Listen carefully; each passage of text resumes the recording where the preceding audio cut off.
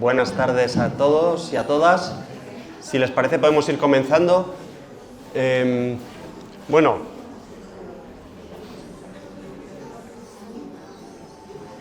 buenas tardes. Hola, buenas tardes. Venga, vamos a comenzar. Bueno, veo que la sala se está quedando pequeña. Eso es muy buena noticia, porque esto quiere decir que el trabajo hecho hasta ahora ha funcionado y que el tirón del trabajo que venimos a presentar hoy, pues lo tiene, qué duda cabe. Las personas que se hayan quedado sin sitio no se preocupen porque podemos sacar algunas sillas a buen seguro. Yo no sé si Santi, ¿le puedes decir a David que saque alguna silla? Venga, vamos comenzando, si les parece. En primer lugar, presentarme, soy Ignacio Fernández Arias, soy director académico de la Fundación, hablo también en nombre de la directora, de María Paz García Vera, que lamentablemente pues, no puede estar aquí con nosotros porque está en el extranjero en un acto, pero bueno, creo que ya veo caras bastante conocidas, ya me conocen algunos de ustedes. Pues este ciclo llega casi al final, ya parece mentira. Por las fechas que estamos, pues solo nos queda la conferencia de hoy de Manuel Martín Loeches y la próxima de Juan Luis Arzuaga. Desde luego veníamos hablando en el coche, ¿verdad?, que yo le transmitía a Manuel nuestra enorme satisfacción pues, por lo que yo creo que hemos conseguido, que era nuestro objetivo principal, que era acercar la investigación, acercar la ciencia a la calle, ¿no? Y qué mejor muestra que la que yo veo aquí hoy, que es una sala que se queda pequeña. Y esto lo que tiene que hacer no es otra cosa que reforzar la convicción de que la gente lo que quiere es saber y la gente lo que quiere es conocer, y los que nos dedicamos a la ciencia lo que queremos es contar. Por lo tanto, hagamos una sinergia de todo esto. Por lo tanto, anunciarles ya en primicia que este ciclo continuará después del verano. Desde luego que sí, porque tiene todo el sentido. Desde luego, vaya por delante la gratitud de la Universidad Complutense, la de la Fundación Complutense y la mía en particular por su asistencia y su fidelidad. Hoy tenemos, como anticipaba, al profesor Manuel Martín Loeches. De nuevo, es un auténtico lujo contar con un científico de la talla de Martín Loeches. Además, he de decirles que para mí es especialmente emotivo y me hace especial ilusión porque somos colegas, también es psicólogo como yo, es catedrático de psicobiología de la Universidad Complutense y viene a presentarnos algo tan apasionante como los enigmas y las cuestiones que tienen que ver con nuestro cerebro, ¿no? Viene a presentarnos la conferencia de Seres que hablan, seres sintientes, lo que el cerebro revela sobre nosotros. A mí particularmente como psicólogo me parece apasionante. Yo creo que a todos ustedes también, porque todos somos humanos, ¿no? Y como decía Publio Terencio, decía algo así como: soy humano, por lo tanto, nada de lo humano me es ajeno.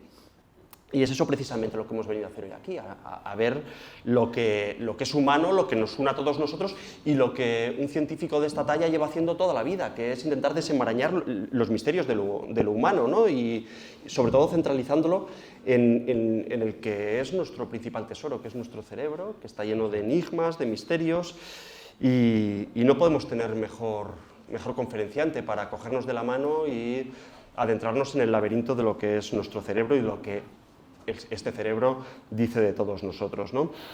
Además, he de decirles que me confieso un fan de la obra de Martín Loeches, sobre todo porque lo hace desde una perspectiva que para mí es muy importante, ¿no? Que es la perspectiva cultural, antropológica, filogenética, que contempla lo que somos, teniendo en cuenta de dónde venimos y muy probablemente hacia dónde deberíamos de ir, ¿no? Y contemplar el cerebro sin olvidar el entorno que le rodea, yo creo que es una declaración de intenciones de tener una visión absolutamente integral de algo tan complejo como lo que es el ser humano. Desde luego, sus trabajos, ya con una larga tradición, han contribuido decisivamente a desenmarañar muchos de estos misterios que aún continúan, muchos de ellos, y que probablemente pues el doctor Martín Loeche, su equipo y gente afín seguirán investigando y seguirán arrojando luz sobre todo esto. Se licenció en Psicología por la Universidad Autónoma de Madrid, luego corrigió el rumbo y apareció la Complutense. No, todos mis respetos hacia la Universidad Autónoma, que es una universidad estupenda, desde luego que sí. Pero tenemos el honor de tenerlo en nuestras filas, ¿no? Se doctoró en la Universidad Complutense y es catedrático, como les decía, de Psicobiología en la Universidad Complutense, estuvo de estancia postdoctoral en Alemania, luego pues se incorporó a la unidad de cartografía cerebral del Instituto Pluridisciplinar de la Universidad Complutense y actualmente pues está en el Centro Mixto de la Universidad Complutense y el Instituto de Salud Carlos III, ¿no? en el Departamento de Evolución y Comportamiento Humano. Su tradición y su trayectoria investigadora está reconocida con el máximo de 6 años de investigación. Tiene diversas contribuciones muy decisivas en el conocimiento del comportamiento humano y del cerebro, ¿no? Solo por ponerles algún ejemplo, ¿no? Pues el concepto del potencial de reconocimiento que tiene amplias implicaciones, ¿no? Para reconocer cuestiones que tienen que ver pues, con la lingüística, con la semántica, bueno, también investigaciones relacionadas con la cognición corpórea, que ha abierto muchas investigaciones a propósito de las aportaciones que el doctor Martín Loeche ha hecho y que también hace que participe activamente en diversos cursos de posgrados en Estados Unidos, es investigador principal en diversos proyectos científicos y de investigación, ha escrito más de 130 artículos científicos, capítulos de libros ampliamente conocidos, con un impacto social enorme, colaboraciones en prensa, en televisión, en radio. Desde luego que el compromiso del doctor Martín Loeches con la divulgación no solo queda constatado con su presencia hoy aquí, sino con su trayectoria. Es una persona ampliamente reconocida en los medios de comunicación y la comunidad científica nos sentimos muy bien representados en este sentido, ¿no? Porque tiene mucha capacidad de investigar y, lo que es más importante, de comunicar lo que investiga. Voy a dar paso ya al profesor Martín Loeche. Simplemente, cuando esta mañana preparaba estas palabras, me vino a la cabeza unas palabras de Carmen Conde, una conocida ensayista y poetisa, ¿no? Que decían algo así como: el lenguaje es lo más humano que existe. Es un auténtico privilegio. Cada palabra lleva consigo una vida, un estado y un sentimiento. Yo creo que eso es lo que nos hace tan especiales a los seres humanos, ¿verdad? Nuestro lenguaje y todo lo que el lenguaje lleva consigo. Y eso está en nuestro cerebro. Así que, por favor, doctor Martín Loeches, encantados de escuchar el viaje que nos quiera proponer hacia conocer los enigmas de nuestro cerebro. Así que te cedo la palabra. Muy bien, pues muchas gracias. Gracias. ¿Se me oye? Buenas tardes. ¿Se me oye así sin micrófono o esto está conectado y se me oye con el micrófono? O sea, ¿me oyen allí al fondo? Buenas. Ah, que tengo que usar esto. No te escapas. Vale. No, es que como tengo esto aquí puesto... Pero eso va a la cámara. Así mejor, ¿no? Entonces, bueno, buenas tardes. Muchas gracias por estar aquí a todos, absolutamente a todos. Muchas gracias a la Fundación de la Complutense, que es mi casa, aunque en principio estudié en la Autónoma, ya soy de la Complutense, no hay ninguna duda. Gracias a las autoridades también que han venido, gracias al Ayuntamiento de San Lorenzo del Escorial. Y, de luego, gracias a todos ustedes por asistir. En los próximos minutos me van a tener que aguantar, les voy a contar una historia. Bueno, cuando me invitaron a venir aquí, la idea es que los profesores de la Complutense contamos lo que hacemos en cuanto a nuestra investigación. Dar clases eso es algo más aburrido, pero ¿cuál es nuestra investigación, ¿no? Entonces, es lo que traigo yo hoy aquí. No me va a dar tiempo a contar todo lo que hacemos, porque hacemos muchas cosas, pero sí que voy a empezar enmarcando un poco dónde y cómo se encuentran nuestras investigaciones, ¿no? Es decir, cuál es el marco en el cual se ubican. Y un poco el título de la charla nos da la clave, sobre todo el subtítulo, lo que el cerebro revela sobre nosotros. Nosotros estudiamos el cerebro para entendernos a nosotros mismos, porque yo y mi equipo estamos en un centro de investigación que se dedica a la evolución humana. Entonces necesitamos saber cómo es el cerebro y cómo pudo ser la evolución del cerebro para poder completar lo que se diría que es nuestra misión. Bueno, como ven hay muchos cerebros, me han dicho que esto hay que señalarlo así mejor, como ven hay muchos cerebros y cada especie tiene el suyo y los cerebros revelan mucho acerca de lo que hace o puede hacer una especie.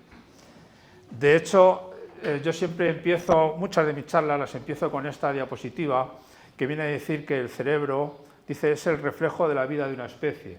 De hecho, el cerebro nos dice cómo es la mente de una especie. Y en esto tengo que aclarar, hay mucha gente que piensa que la mente es patrimonio exclusivo del ser humano. La mente, entendida como procesos conscientes o la vida consciente, la experiencia subjetiva de la conciencia, es algo que compartimos con muchísimos seres. No solo los seres humanos la tenemos.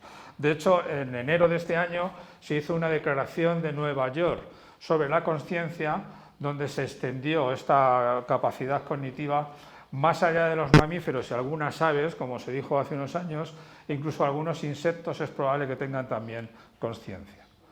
¿Y de qué depende esa conciencia? De cómo es el cerebro. Como vemos, cada especie, cada grupo animal tiene cerebros diferentes y eso va a marcar mucho qué tipo de mente tienen. Vamos a ver un ejemplo. Esto que tenemos aquí es el cerebro de un roedor, de una rata.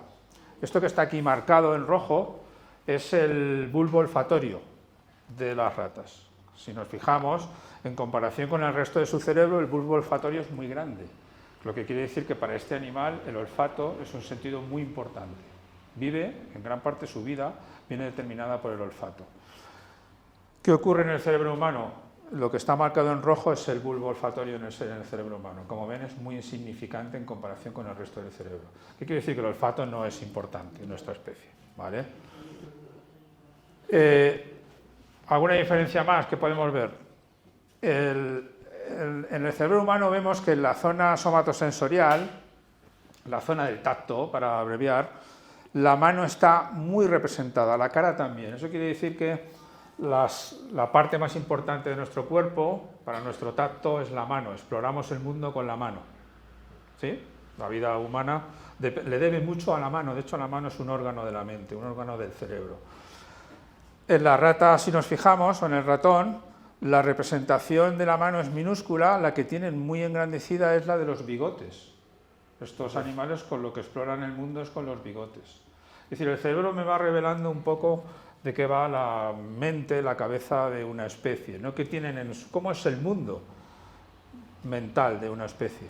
En el caso del ser humano, o algo que ha llamado mucho la atención y que todos vosotros conocéis, lo más seguro, es que ha ocurrido lo que llaman el proceso de encefalización. La humanización ha consistido básicamente en que la cabeza se ha ido haciendo, el cerebro se ha ido haciendo cada vez más grande. Somos una especie con una cabeza muy grande. Aquí lo tenemos desde Homo habilis hasta, este es el Cromañón, un Homo sapiens moderno, Neandertal. Si se fijan, la cabeza se ha ido haciendo cada vez más grande. ¿Y esto qué significa? ¿Esto por qué es? Bueno, pues por una sencilla razón. Hay algo muy importante en el cerebro, que es lo que ha empujado, lo que ha hecho que sea tan grande. Miren, este es el cerebro de una rata y este es el de un humano. Y se han marcado en colores lo que llaman las áreas primarias. Es decir, son las áreas con las que una especie se comunica directamente con el mundo exterior. Son las áreas con las que toca el mundo, que son las áreas en rojo, donde estaría el bigote en el caso de la rata, también con las que siente del tacto, que son las marrones, las verdes son las auditivas y las azules son las visuales. Esas son las áreas que están directamente conectadas con el mundo exterior. ¿Y lo que está en rosa qué es? Pues son lo que llaman áreas de asociación. Miren, la rata, prácticamente todo su cerebro está dedicado a interactuar con el mundo exterior. Y sin embargo, en el cerebro humano, gran parte de él, la corteza cerebral, que es lo más importante, lo que más ha aumentado de tamaño con la evolución, se dedica a las tareas de las áreas de asociación, que no es contactar con el mundo exterior, sino a pensar. Son áreas para pensar. De hecho, son áreas que tienen que ver mucho con este fenómeno, que es algo muy importante en nuestra especie, la abstracción.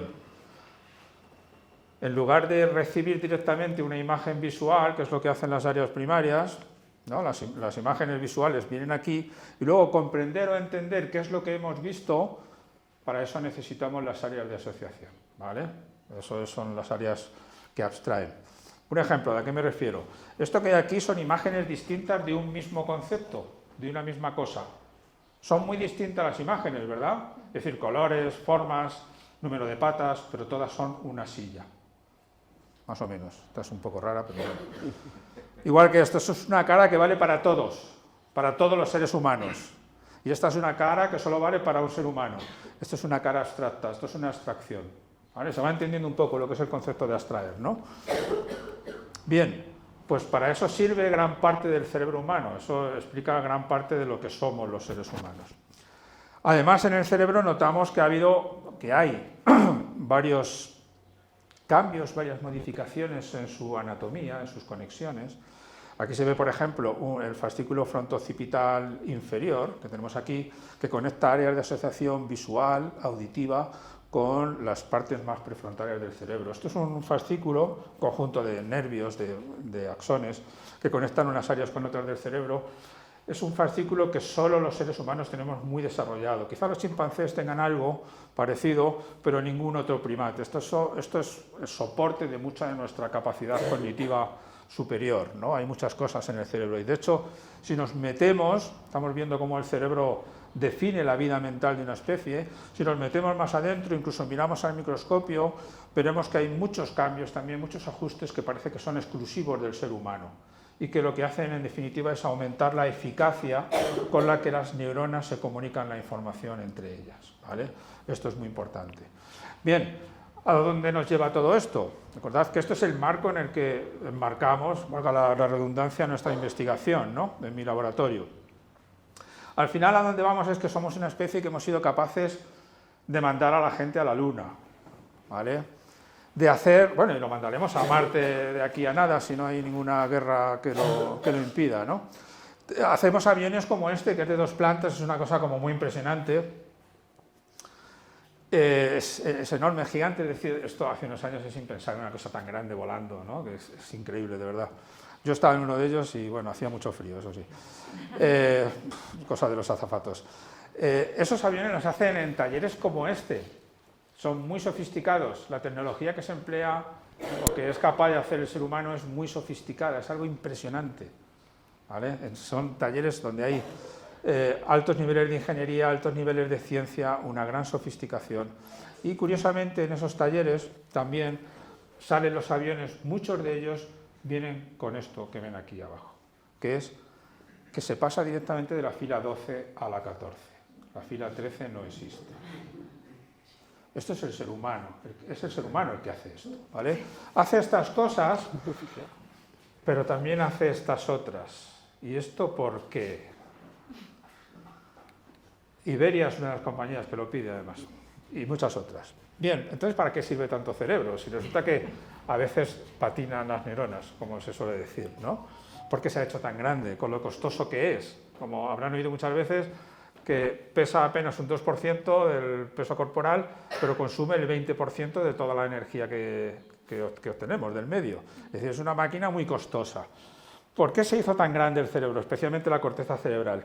Bueno, pues parece, hay varias hipótesis, una de las más aceptables, para mí desde luego lo es, y eso es lo que se mueve el trabajo de nuestro laboratorio, es que se hizo grande para lo que llaman la competencia social, para poder vivir en una sociedad de un gran número de individuos donde hay muchas dificultades en la convivencia, ¿vale? Es un cerebro que tiene que ser capaz de entender lo que los demás quieren, piensan, pretenden, y además que yo también sepa comunicar mis intenciones, mis pretensiones, pero también solo las justas, es decir, que no descubran cuando yo a veces quiero llevar a la gente a mi huerta, vamos a decirlo así, o tengo que descubrir cuando los demás me quieren engañar.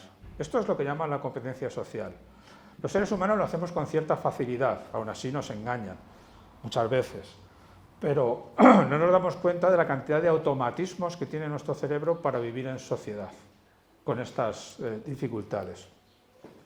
De hecho, bueno, se comprueba, este es el cerebro de un chimpancé y este es el de un ser humano. Lo que más ha aumentado de tamaño es la corteza cerebral, que es la capa exterior, y desde luego se comprueba cuando miramos la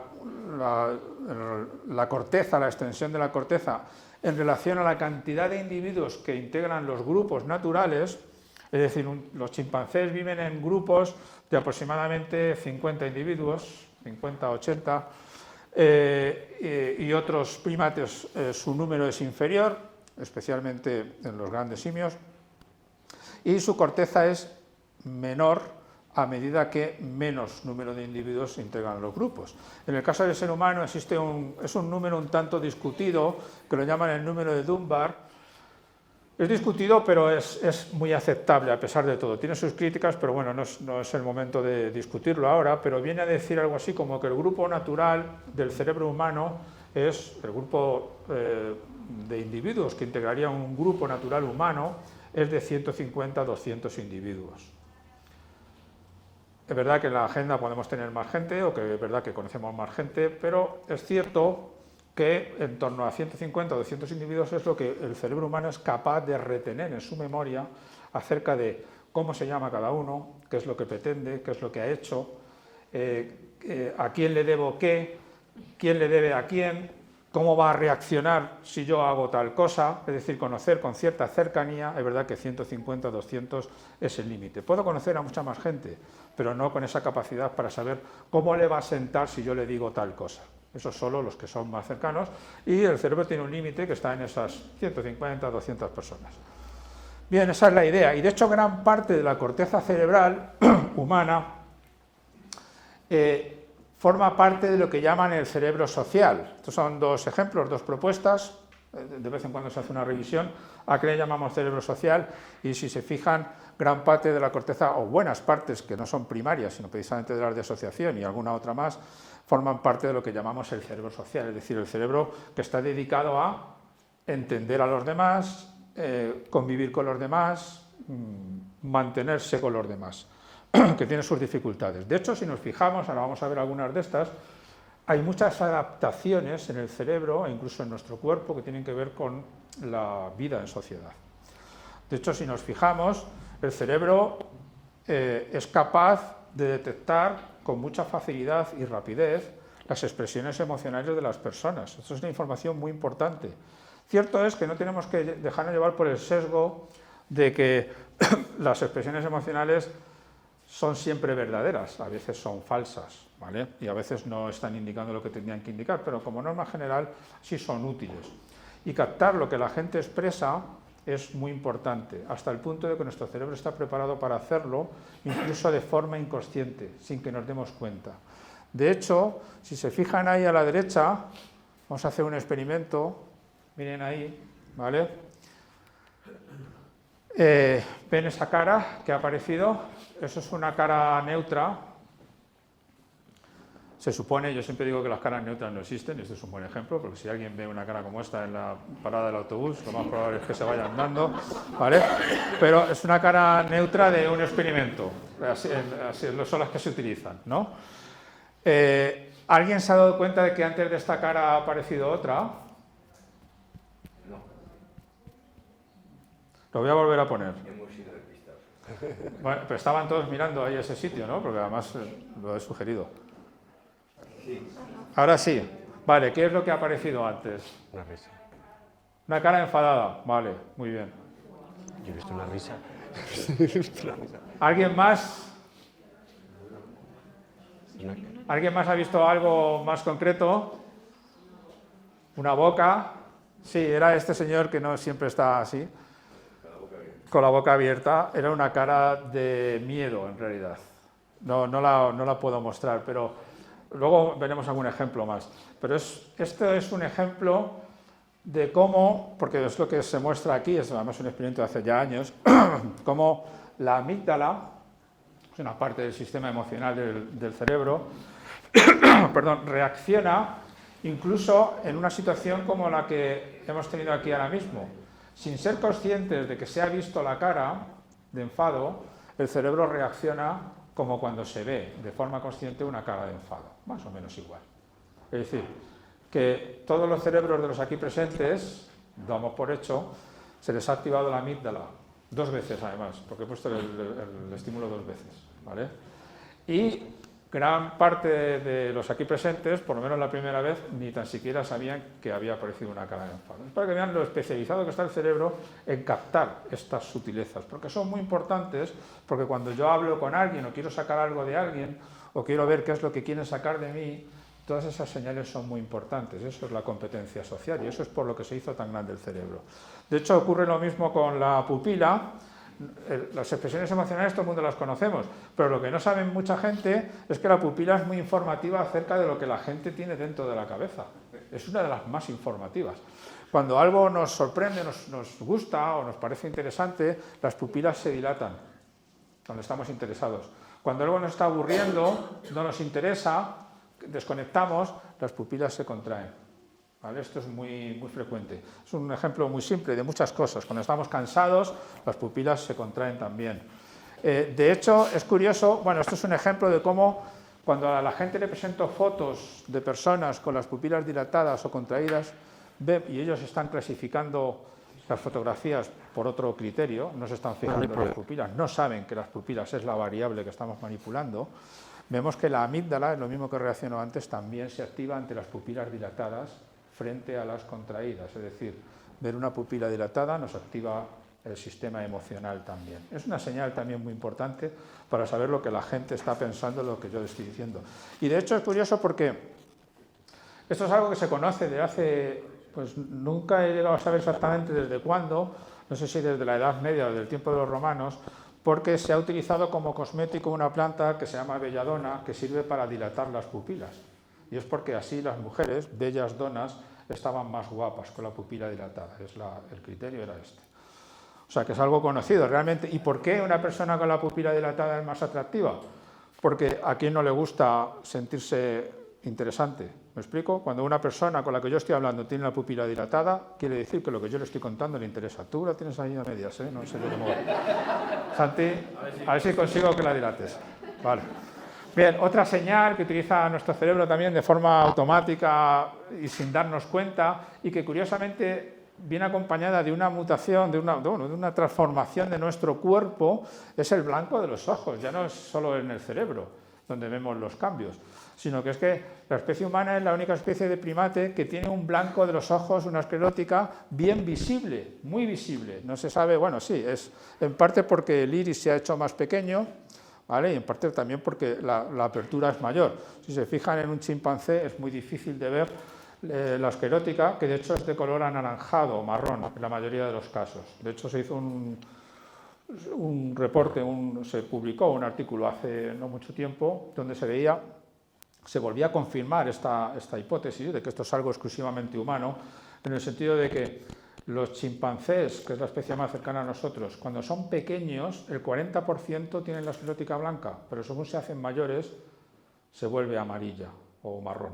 Entonces se pierde esa señal, esa capacidad que tenemos de señalar a dónde queremos ir, qué es lo que queremos hacer, qué es lo que vamos a hacer a continuación, porque el blanco de los ojos indica muchas cosas.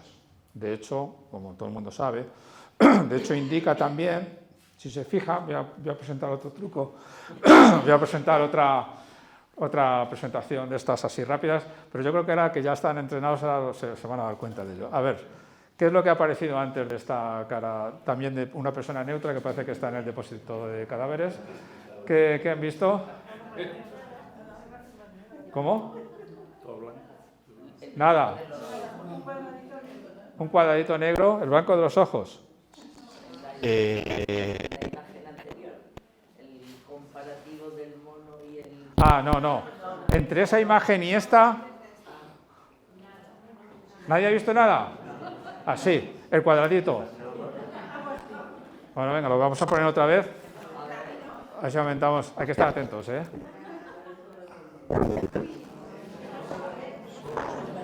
Muy bien, por aquí dicen que unos ojos negros, algún dato más. El color no es lo importante. Algo les pasaba a estos ojos. No, cerrados no. Rasgados tampoco. A ver, ahora voy a superponer la imagen. esto es lo que salía, ¿vale? Bueno, este es el blanco de los ojos y fíjense cómo sin cambiar la expresión de la cara, no la hemos cambiado para nada, ya me manifiesta incluso una emoción. Ya está manifestando una situación emocional esa cara, que es la de susto, sorpresa o algo así, ¿vale? Es decir, que el blanco de los ojos es también otra señal muy informativa. Todo esto no son muestras, sino de que el cerebro humano es un cerebro altamente social. Esto es lo que explica muchas de las cosas que tenemos y, de hecho, en eso es en lo que se ha enmarcado lo que trabajamos en nuestro laboratorio, ¿vale? El laboratorio lo tenemos en el Instituto de Salud Carlos III, es un centro mixto entre la Complutense y el Instituto de Salud Carlos III, donde aquí en este edificio, en parte de él y en los sótanos, tenemos las salas de registro, donde estudiamos la actividad cerebral en función a variables que tienen que ver con lo social, ¿no? Entonces, yo ahora a continuación traigo pues, un buen número de experimentos, bueno, un buen número, una selección que he hecho de algunos de los experimentos que allí hacemos, y de hecho muchos de ellos tienen que ver también con otra de las adaptaciones sociales, una de las más importantes de nuestro cerebro, que es precisamente que tiene el lenguaje. El lenguaje humano es muy único, es muy importante, muy impresionante, de hecho. Es parte, pero no lo único, que nos hace humanos, y de hecho ya se ven en el cerebro adaptaciones como bueno, el área de Broca y de Wernicke, son muy conocidas por mucha gente, son las áreas del lenguaje, parte de las áreas del lenguaje, hay alguna más, pero sí es verdad que son las más conocidas y las más importantes, que además están conectadas por un haz de fibras, unos fascículos, fascículo arqueado y el fascículo superior, que tienen mucha más abundancia de comunicaciones que en el chimpancé o, por ejemplo, que en el macaco. Es decir, es otra de las especializaciones que tiene nuestro cerebro. Y también es por lo social, ¿no? Por el lenguaje. Y de hecho, ya vamos a ver, mucho de lo que vamos a ver ahora desde nuestro laboratorio, algo que nos planteamos hace tiempo, si somos tan sociales y el lenguaje es tan importante, y forma parte del comportamiento humano, igual que lo de la fila 13 de los aviones. Si se fijan, si han visto deporte, el ciclismo, por ejemplo, es el que nos inspiramos. Si nos gusta el ciclismo, nos daremos cuenta de que mucha gente va a la carretera, al sitio donde van a pasar los ciclistas, a lo mejor están allí horas bajo el sol implacable, esperando que pasen los ciclistas, pasan los ciclistas corriendo y se van y ya está. Y eso es comportamiento humano, no es de los ciclistas, sino el de la gente que ha estado allí esperando todo el día. Nos planteamos, bueno, ¿tiene algún sentido hacer esto? ¿Realmente influye o tiene algún tipo de influencia el que la gente de ánimos en el ciclismo? Bueno, pues nos planteamos, en el deporte en general, nos planteamos una cosa muy sencilla, que es ver cómo las expresiones de ánimo podían afectar a la percepción, a la atención en realidad, de características visuales como la forma, el color o la posición de un objeto. Y efectivamente encontramos, era un experimento en el que presentábamos, como ven aquí, objetos que pueden aparecer a la izquierda o a la derecha, pueden ser rojos o azules, triángulos o círculos, y bueno, tenían que atender a una característica concreta. Pero iban precedidos, que es lo que aparece aquí, el altavoz, de expresiones de ánimo, de desánimo o neutras, es decir, pase a la siguiente, por ejemplo. Bien, pues lo que vimos es que detrás de las expresiones de ánimo la gente veía un poquito mejor, en concreto la forma de los objetos se detectaba 70 milisegundos antes de lo habitual, y esto es mucho tiempo. Dicho de otra forma, esto es lo que voy a hacer con casi todos los experimentos, lo voy a contar de forma un tanto más simple, ¿no? Para que se entienda mejor. Cuando nos dan una expresión de ánimo, que además las dábamos al azar, no dependía para nada de cómo hacía la gente la tarea, nos daba igual. Eran, ahora toca de ánimo, pues ahora te animamos. Que eran, lo estás haciendo muy bien, eres la caña, estos son frases literales que usábamos. Pues detrás de una frase de ánimo, la gente veía la forma un poco antes, es decir, alteraba la percepción de los objetos, realmente tiene eficacia. De hecho, esto no es del lenguaje, aunque casi todo lo que voy a contar a continuación es sobre el lenguaje, pero lo saco porque también es un trabajo nuestro, que también vemos que cosas que influyen a la atención, a cosas tan básicas como la atención, y en milisegundos muy básicos, estamos hablando de 100 milisegundos después de que se presenta un objeto, pues lo hemos visto también con imágenes de autoridad. Esto que hay aquí es una imagen de una autoridad, ¿no? Creo que queda claro, una autoridad militar, abajo es el soldado. Y aquí también hay autoridades militares, pero también religiosas, frente a, digamos, siempre usamos una condición control, ¿no? Un personaje religioso se ve, ¿no? Más o menos, que no tiene rango, y aquí un personaje militar que no tiene rango. Cuidado, para que nos entendamos, gran parte de lo que hacemos en nuestro laboratorio la gente no sabe que lo está haciendo. Nos engañamos, bueno, en aras de la ciencia. Me explico. Estos estímulos que aparecen aquí, la gente no es consciente de que se los estamos presentando. Es igual que lo de las caras que hemos puesto antes. La gente está haciendo una tarea, por ejemplo aquí, de detectar una M, siempre que aparezca una N tiene que apretar un botón, tan rápidamente como pueda. Y la gente no sabe que le presentamos el rango militar de manera subliminal, inconsciente, justo antes de la aparición del estímulo. ¿Y qué encontramos? Pues una cosa muy interesante. Justo cuando estamos, es algo así extrapolado a la vida normal, a la vida cotidiana, cuando estamos delante de una autoridad, los errores que cometemos, porque es una tarea que fuerza a cometer errores, les damos más importancia. Hay una onda cerebral que ocurre en torno a los 100 milisegundos aproximadamente, que es esta onda relacionada con la negatividad relacionada con el error, que salía mucho más amplia, mucho más importante, cuando justo antes de cometer el error la persona había visto una autoridad. ¿Vale? En este otro experimento que hay abajo había dos tipos de autoridades. Pues lo que hacían el efecto que producían las autoridades es que, curiosamente, era distinto. La militar produce un tipo de efecto en la atención, que es muy temprano, hace que atendamos mejor los objetos. Si algún día estamos que no damos pie con bola, ponemos una foto de un militar. Y la religiosa hace un efecto parecido, pero más tardío, en torno a los 300 milisegundos, que esto, cognitivamente hablando, ya son procesos más voluntarios, más conscientes, más controlados. Es decir, el efecto de la autoridad militar era muy temprano, muy primario. Es muy interesante esto, ¿no?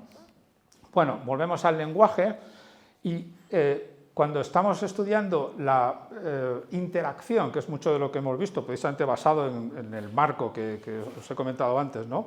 La interacción entre lo social y el lenguaje, vemos muchas cosas muy interesantes. Simplificando.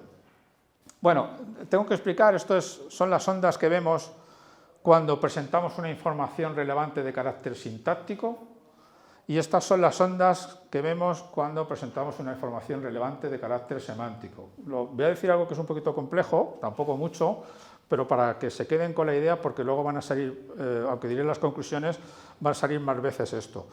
El procesamiento sintáctico de una oración se refleja en este componente que hay aquí, que es LAN, que es una negatividad izquierda, y que aparece a los 200 milisegundos aproximadamente, y luego una positividad más tardía, ¿vale?, que tenemos aquí en torno a los 600 milisegundos. Cuando la información es semántica, casi todo se refleja en una negatividad que ocurre a los 400 milisegundos. ¿Vale? Bien, ¿qué queríamos ver en este experimento? Bueno, pues muy sencillo. ¿Hay alguna diferencia? Ya que el lenguaje nació en un cerebro que es eminentemente social y el cerebro humano le da mucha importancia a las personas, a los demás, ya hemos visto lo del blanco de los ojos, la pupila, la cara. Cuando vemos una cara, ¿entendemos o procesamos el lenguaje de una manera distinta a cuando no la vemos? Y esto en la situación real es hablar por teléfono frente a hablar cara a cara. ¿Vale? Pues sí, hay una diferencia. El sistema lingüístico, aquí en lo sintáctico no se vio alterado. De hecho, lo sintáctico es lo más normativo, lo más protegido del resto de las cosas, aunque luego vamos a ver que se afecta también por muchas otras variables, pero a nivel semántico, a nivel entender el significado de las palabras, sí que vimos que la presencia de una cara potenciaba el procesamiento semántico. Para que entiendan un poco, que quizás tenía que haberlo dicho, un ejemplo de una información sintáctica relevante, que es con la que provocamos estas fluctuaciones, es una oración como la chica guapo baila. Guapo es una información sintácticamente anómala y es lo que provoca estas fluctuaciones. Y desde el punto de vista semántico, sería algo así como la chica cuadrada baila. Cuadrada no es algo que, bueno, puede ser, ¿no? Pero depende del contexto, pero a ver, normalmente no es un atributo de las chicas, ¿vale? Entonces es una información semánticamente anómala y eso provoca este tipo de activaciones. Bueno, en definitiva, ya he dado la información más técnica, vamos un poco a lo aplicado. Cuando vemos una cara de una persona, mientras estamos escuchando hablar, el cerebro procesa el lenguaje de manera distinta, simplemente sin hacer nada más. De manera que, por lo menos lo semántico, lo analiza con más intensidad. Y esto es muy importante, ¿vale? Para muchas cosas, claro. Para lo que es la educación a distancia, para lo que es las telecomunicaciones, para lo que es el día a día. De hecho, miren, esto que hay aquí también lo consideramos muy importante, sobre todo porque además lo publicamos un poco, bueno, se publicó durante la pandemia, pero ya lo habíamos mandado antes, pero nos dio las claves de muchas cosas que estaban sucediendo cuando se comunicaba a la gente a distancia, ¿no? Nosotros no lo planteamos antes, evidentemente esto lo mandamos y de hecho lo aceptaron antes de que viniera el COVID y los aislamientos, pero lo que nos habíamos planteado, y estaba basado en experimentos hechos con monos, con macacos, era lo siguiente: hay algo que llaman en los primates el efecto de la mera presencia. Yo hago las cosas igual cuando estoy al lado de una persona que cuando estoy solo, o no las hago igual. Eso es importante, no las hacemos igual. Ese es el efecto de la mera presencia, que lo tienen también los macacos. Un experimento como este lo que muestra, que es lo que nos inspiró, que ya se conoce de hace tiempo, hay muchas cosas, que las neuronas que trabajan en una tarea, en este caso es una tarea simple de clasificar estímulos por su forma, ¿no? Las neuronas que trabajan en el macaco cuando está solo son distintas para la misma tarea que cuando está acompañado de un mero espectador de la misma especie. Cuando tienes otro monito al lado, el mono no funciona igual. Y eso que sabe que el otro no está haciendo nada y no depende para nada de él.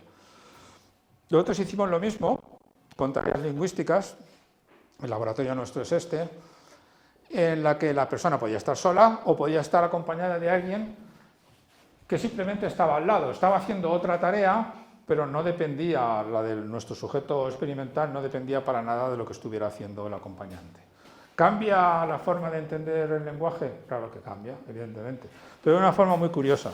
Miren, esto que hay aquí es cuando estábamos solos, cuando la gente está sola, se presenta la actividad típica que hemos visto antes, una negatividad a los 200 milisegundos y una positividad a los 600 aproximadamente.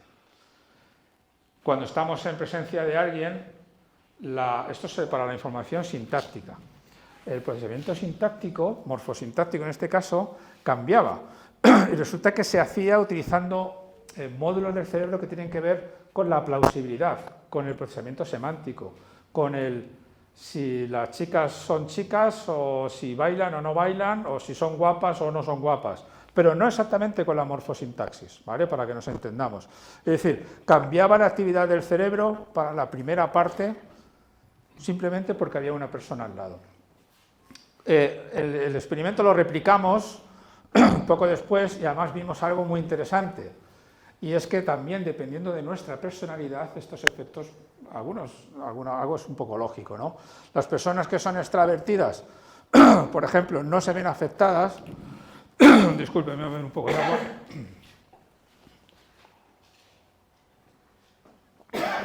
Como digo, las personas que son extravertidas no se ven afectadas. Estos son los extrovertidos, ¿vale? Y los que son más introvertidos sí se ven muy afectados en presencia de una persona.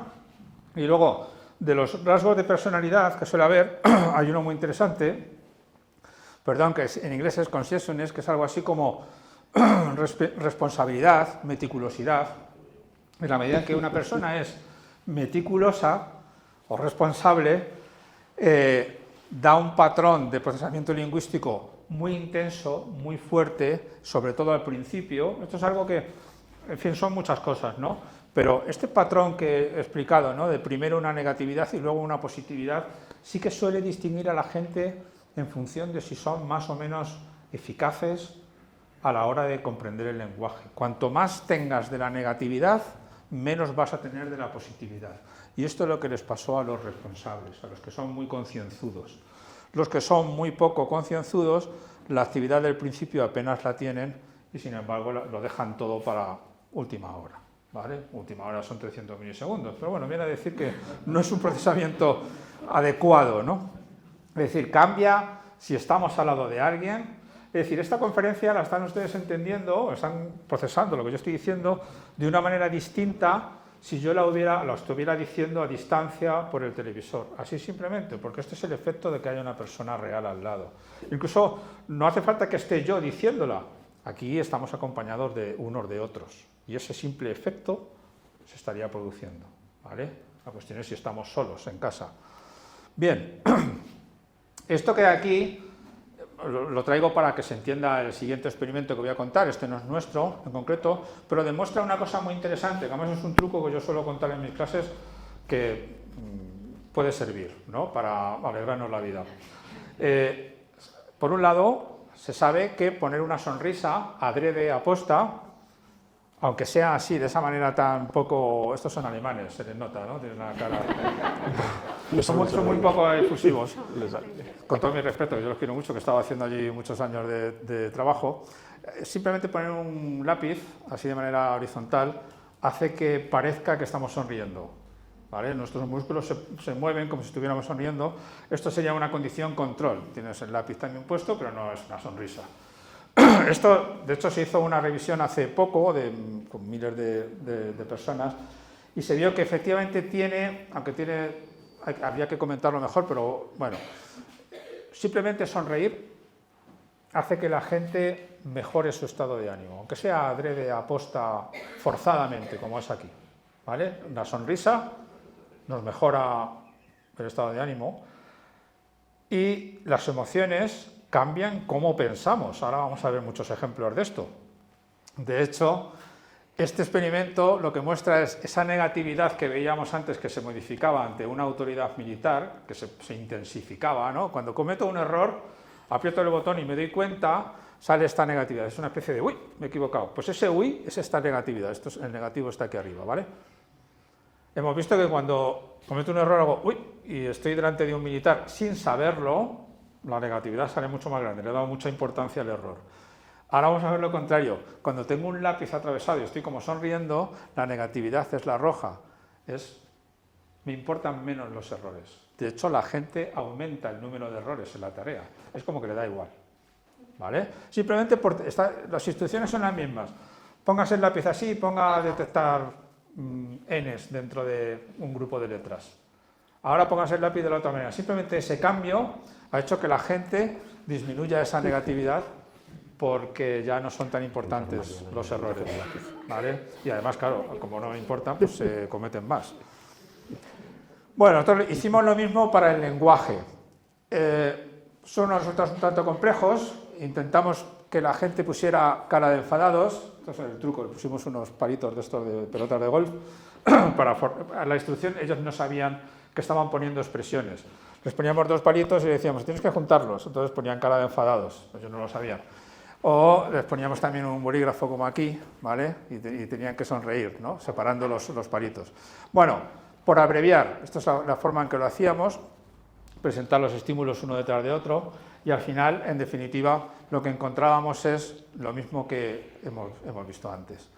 Que la forma de procesar los errores sintácticos no se hacía con las reglas sintácticas del cerebro, se hacía un poco por la cuenta de la vieja, que se suele decir, es decir, con un sistema que no es el más adecuado. Este voy a pasar de él. Bien,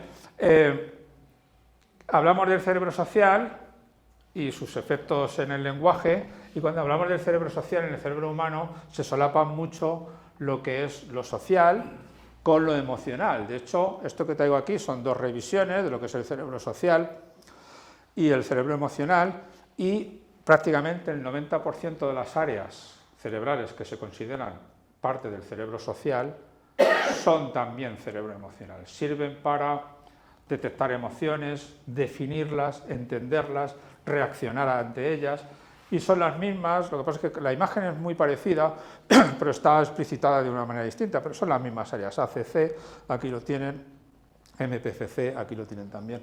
Es decir, son las mismas zonas, hay algunas que no lo son, pero en definitiva el cerebro social se puede decir que es en gran parte también el cerebro emocional.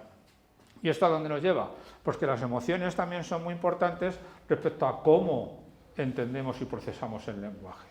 Una cosa que vimos hace tiempo, que es muy interesante, Esto es lo semántico, pero lo más sorprendente es lo sintáctico. Una vez más volvemos a encontrar la negatividad temprana y la positividad más tardía en condiciones neutras, pero cuando una palabra, el ejemplo era la chica guapa baila, esa es la normal, ¿no? Guapa de hecho es positiva. Podría ser la chica morena baila, esa es la neutra. Chica morena baila, chica guapa baila, chica fea baila. ¿Vale? ¿Me han entendido? La palabra, el adjetivo, es el que cambia de valencia emocional, de neutra a positiva a negativa. Pues cambia la forma de entender la oración, simplemente con eso. Es decir, la neutra es neutra, en la positiva resulta que se hace un pensamiento mucho más laxo, una vez más. Volvemos a, de hecho, lo hemos comentado muchas veces, ante emociones positivas tendemos a ser más creativos. La forma de procesar el lenguaje tiende más a ceñirse, a no ceñirse a corsets, a estar muy encorsetados y a abrirse a muchas posibilidades. Y sin embargo, con la palabra negativa, la negatividad, como ven aquí, era mucho más grande, que quiere decir que el análisis sintáctico se hacía mucho más intenso, es decir, que volvemos a que se modifica. Estamos en esta sección, ¿no?, de emociones y lenguaje. Si ya no solo la palabra, sino el párrafo en el que está inserto el texto o de lo que me están contando tiene un carácter emocional, da igual si es positivo como si es negativo, vemos que también se intensifican las señales, es decir, estamos viendo que no entendemos las cosas igual cuando vemos una cara, cuando alguien de nuestra especie está al lado, cuando el contenido del texto contiene emociones. Todo eso influye, e incluso también, es algo que nos gusta mucho en el laboratorio, cuando lo presentamos de manera inconsciente, es decir, podemos presentar las palabras guapa, cuadrada, guapo, morena, etcétera, etcétera, lo podemos presentar de manera inconsciente y de nuevo vemos que se cambia bastante, de manera significativa, la forma de entender el lenguaje. Bien, y vamos ya a la última parte de la charla, para que nos dé tiempo a algunas preguntas.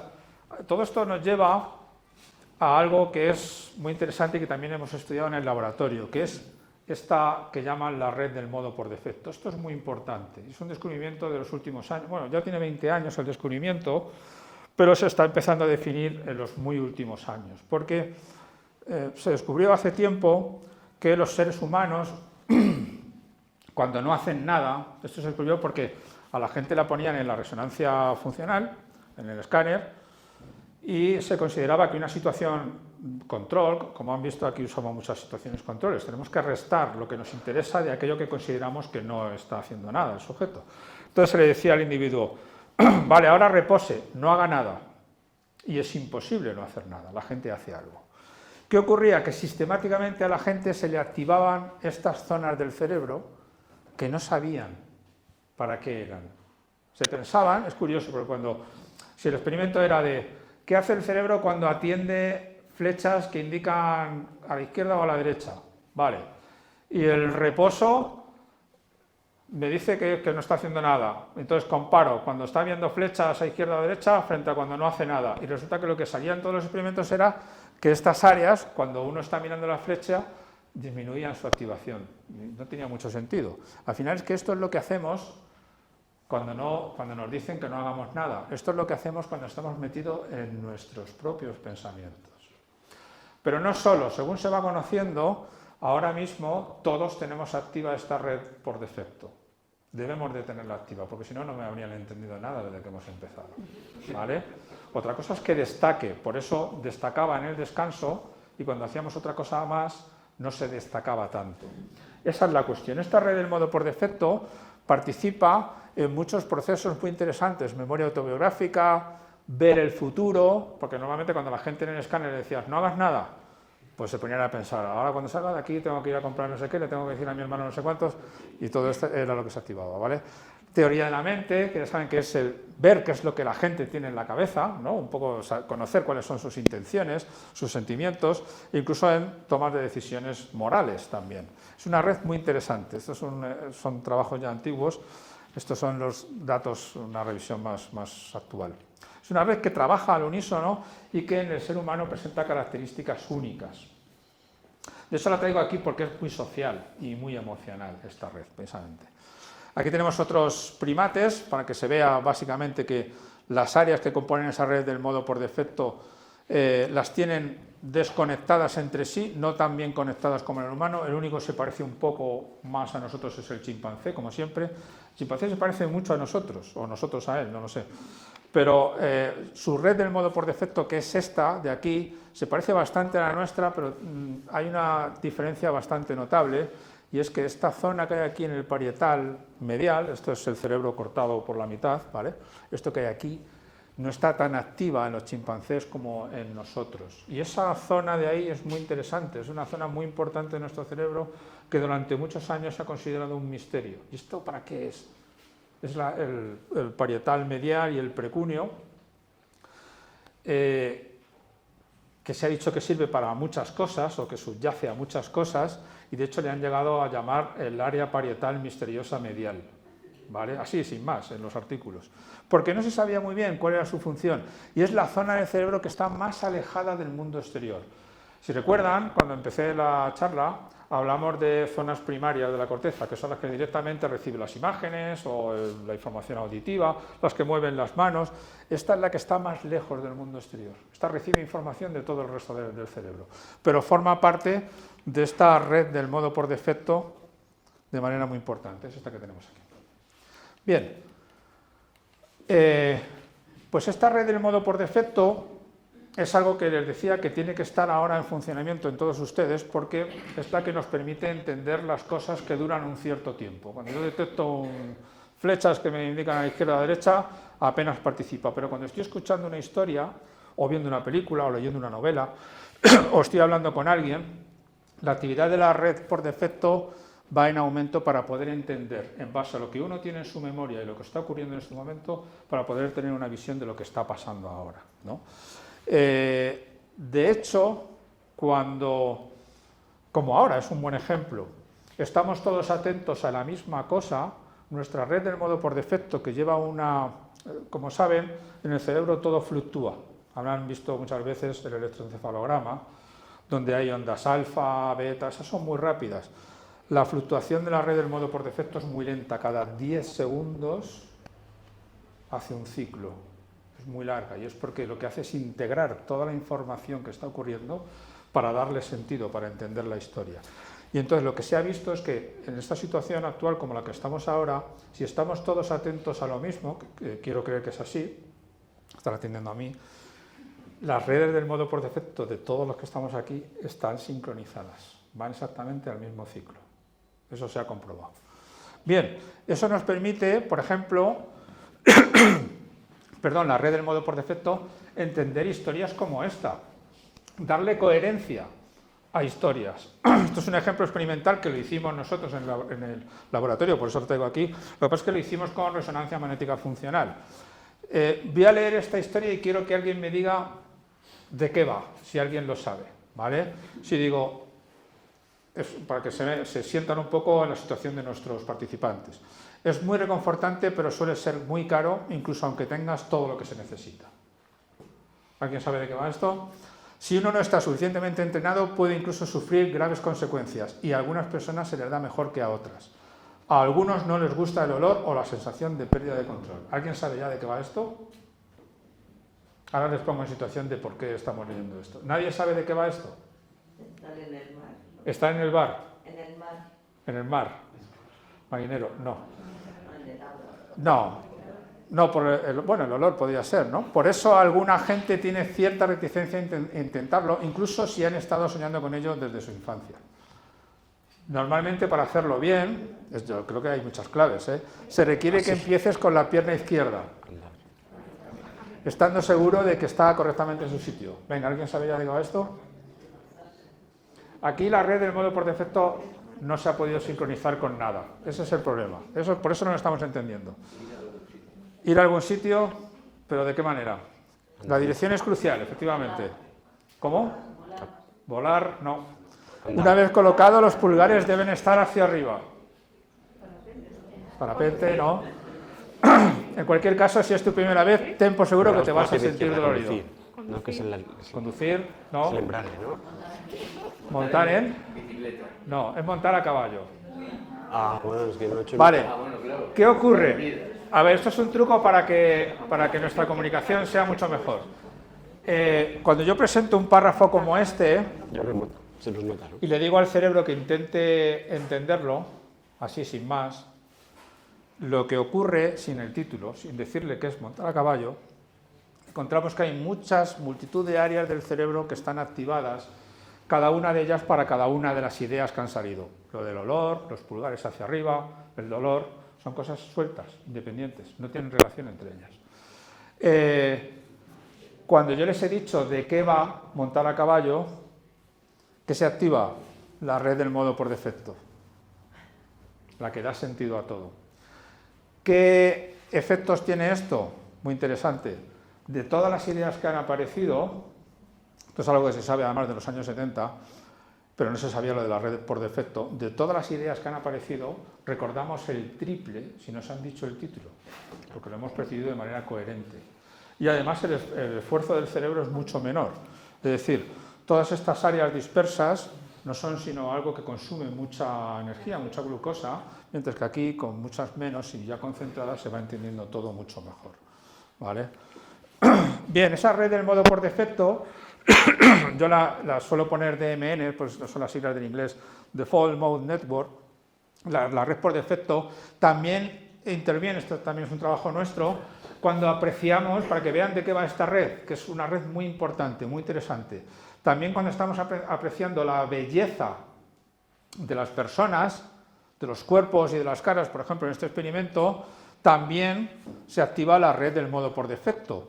De hecho, hay otras áreas, evidentemente, también involucradas, pero la red del modo por defecto está ahí implicada. Y lo curioso, que es lo que se ve en este experimento, es que la activan no solo cuerpos y caras muy bellos, sino también los muy feos.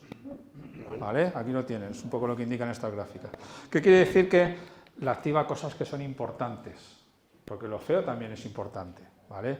De hecho, es más, como indica este trabajo, que también hicimos un poco a continuación, la actividad cerebral eléctrica que tiene que ver con esa red, que es esta actividad que tenemos aquí tardía, de hecho incluso es más grande para los feos.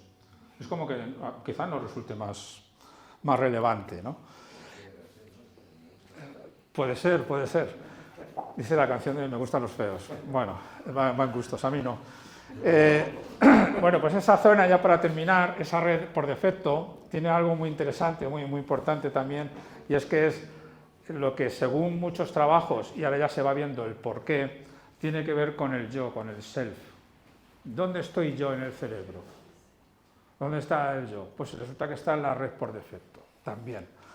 No solo es la zona con la que damos coherencia a las cosas, con la que interpretamos el mundo, interpretamos incluso las emociones, clasificamos lo bello y lo feo de lo que no lo es, sino que también, cuando hablamos de uno mismo, es la zona donde estoy yo. Y de hecho lo hemos visto en varias ocasiones cuando hablamos de objetos personales, es una forma de acercarnos al yo en el cerebro, es decir, no es lo mismo mi móvil que el móvil de un amigo o un móvil de un desconocido. El mío forma parte de mi identidad. Hablo del móvil porque es algo que está muy presente ahora, pero estos son objetos típicos, una caja que tiene una persona, o una taza, un emblema, todo eso forma parte de su identidad personal. Y efectivamente se ve, aquí vemos algunas de las zonas de la red del modo por defecto que se interconectan entre sí, especial y particularmente para los objetos personales, es decir, para los que componen el yo. De hecho, esa misma red del modo por defecto, esa misma actividad que veíamos antes en un potencial, ¿no? Esto que es tardío, también es más intensa cuando comparamos a la imagen de uno mismo con la de un amigo, que también forma parte de uno mismo, y sobre todo en comparación con un desconocido. Pero además también reacciona de forma distinta en función de la edad en la que se tomó la imagen. Es decir, distingue el yo actual del yo adolescente, del yo infantil, del yo joven. Es una red muy importante para conocer eso. Y ya para terminar, dos diapositivas en las que menciono la actividad de esa red. Perdón, antes de eso, bueno, sí, por cuestión de tiempo voy a saltarla. Tenía que ver con el self también, con el yo, de cómo incluso aunque veamos de manera inconsciente nuestra cara, nos llama la atención lo que estemos haciendo. Es decir, que si yo pusiera ahora mismo una cara de cada uno de ustedes aquí, me atendería mucho mejor, ¿vale? Lo que decía el experimento anterior. Vale, pero vamos para terminar, que hemos visto, generamos también en el laboratorio algo muy interesante, que también es una cosa nuestra, provocamos emociones sociales en el laboratorio. Esto no es fácil. Es decir, hemos estudiado emociones como la culpa, la vergüenza, el orgullo, las hemos estudiado en el laboratorio. ¿Cómo se suelen estudiar? Pues haciendo que la gente se acuerde de una situación en la que pasaron vergüenza o se sentían orgullosos, y entonces viendo la actividad cerebral. Y nosotros, basándonos en un procedimiento que se había utilizado para algunas emociones, nos inventamos un protocolo con el cual generábamos estas emociones en el laboratorio, que es una tarea de contar puntos, que no se ven para nada, no los veo ni yo, que estoy aquí mismo. Aquí hay una serie de puntos blancos, ¿vale? La segunda. La gente tiene que lo ver rápidamente, luego se le presenta un número y tiene que decir si está por encima o por debajo de esa cantidad. Y luego se le presenta según el experimento, esto cambia, pero se le presenta el resultado de si han acertado o no con respecto al número, ¿vale? Las personas no estamos jugando de verdad. Una vez más, en mi laboratorio hacemos cosas tan raras como que nosotros decidimos si la respuesta es correcta o no si es correcta de verdad, ¿vale? Son manipulaciones experimentales. Bueno, cuando fallaban la gente podía sentir vergüenza, cuando acertaban podían sentirse orgullosos, según el experimento. En este en concreto, que hacía que dos personas que jugaban a la vez pues perdieran o ganaran, hacíamos que se sintieran culpables cuando, por ejemplo, había acertado la otra persona y el que tenía los electrodos puestos había fallado, se sentía culpable, ¿no? Lo manifestaban luego, de hecho se lo preguntábamos luego. Bueno, pues ¿qué nos encontramos? Pues que todas estas emociones sociales, culpa, vergüenza, orgullo, activan la red del modo por defecto, una vez más. Esto es la culpa y se ve muy bien también en el orgullo. Este es el orgullo, aquí vemos la red del modo por defecto también, o incluso, por ejemplo, en la vergüenza, aparte de otras áreas, volvemos a ver esto. Estos estudios lo que nos permiten ver es en qué momento se interviene cada uno de los módulos de la red del modo por defecto. Bien, y con esto es simplemente unas pinceladas, perdonen lo de la voz, pero con el frío me suelo poner malo, soy muy sensible a esto. Estos son algunos de los experimentos que llevamos haciendo desde hace 24 años que llevamos aquí. Y me he dejado muchos otros experimentos que hacemos también sobre religión, sobre qué pasa cuando decimos mentiras, sobre algunas emociones curiosas como el Schadenfreude, que es la alegría por el mal ajeno. Cuando alguien que ha hecho algo mal falla, se cae o lo que sea, nos reímos. Ese es el Schadenfreude, lo hemos estudiado también. Tenemos una línea de esquizofrenia también en colaboración con algunos psiquiatras de Valladolid principalmente. Hemos estudiado también la relación entre el cociente intelectual y la forma del cerebro, que es muy interesante para la evolución del cerebro. Hemos estudiado también sobre el arte. De hecho, la cognición corpórea que mencionabas antes tiene mucho que ver con esto, ¿no? Hasta qué punto el cuerpo de los neandertales limitaba el tipo de arte que ellos podían hacer y por eso no tenían no nos han dejado tantas muestras de arte. E incluso trabajamos, que esto disfrutamos mucho, lo dejo ahí para lo último, también hemos trabajado en alta gastronomía. Hicimos una colaboración con el restaurante Mugaritz, que está en San Sebastián, que ha sido de siempre, ahora mismo creo que no es así, pero en aquella época de luego era el quinto mejor restaurante del mundo. Entonces hicimos experimentos, registramos la actividad de la gente mientras comían allí para ver qué determina, ¿no?, el éxito de un restaurante como este. Y bueno, son muchas cosas. Yo me traigo aquí, hago como el umbral, me traigo mi libro. Este es el libro que he publicado hace unos meses, donde precisamente resumo muchas de estas cosas, ¿no? El libro se llama ¿De qué nos sirve ser tan listos? Y le dirás un poco que prácticamente todo lo que he aprendido en estos 30 años que llevo estudiando, y 25 o 24 aquí especialmente, pues lo resumo aquí en este libro. Y con esto ya, pues, ya corto para dejar paso a las preguntas, porque como ven me deja muchas cosas. Muchas gracias.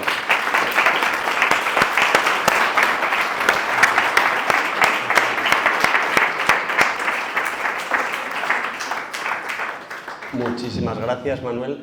Creo que no hay duda de que el cerebro de Manuel Martín Loeches es privilegiado si hace de su carrera investigadora algo relacionado con alta gastronomía.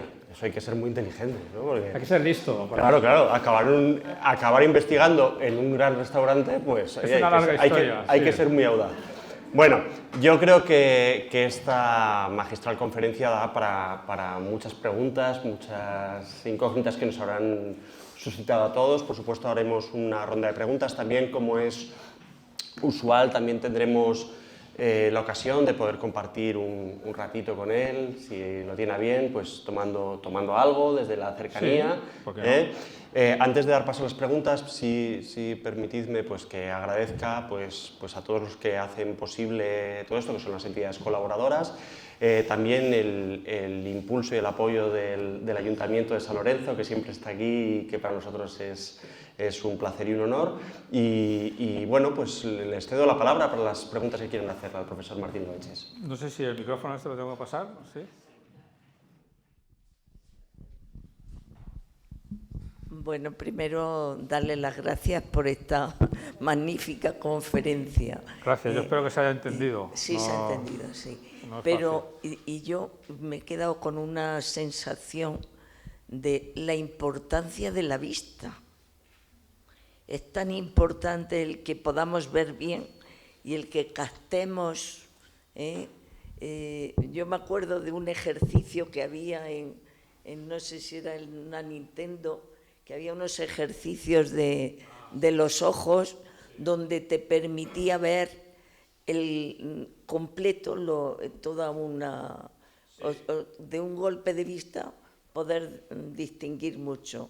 Y luego también lo de la lectura rápida o las lecturas en diagonal. Entonces, digo, claro, cuando vamos siendo mayores perdemos la vista, nos operan de cataratas, un ojo va bien, otro va mal. Entonces, la importancia de cuidar la visión y cómo, pues no sé, qué ejercicios o qué trucos nos darías para... Uy, trucos. Es que creo que tiene que haber muchos, porque es que aquí cuando ves esto... Para ver mejor, bueno, no, es una cosa... A ver, el mejor truco, desde luego, es... ya a nuestras edades ya no se puede hacer mucho. Los primeros 7 años son determinantes sobre cómo va a madurar el sistema visual. La maduración de los sistemas perceptivos en el humano es muy complicada, es la más larga, lleva esos 5 o 7 años, y de hecho si alguien ha sido ciego de nacimiento por un problema en el ojo, que luego se opera, pasados estos 5 años no va a conseguir ver. De hecho, algunos que lo han hecho no ven adecuadamente, incluso por favor piden que les vuelvan a quitar la vista. No es adecuado. Lo más importante para ver bien son los primeros años, y lo importante es tener una buena cantidad de experiencias, una riqueza de estímulos, que no solamente una imagen estática y en colores, hay que verlos en movimiento. La maduración del sistema visual implica incluso involucrar otros sistemas, como el tacto.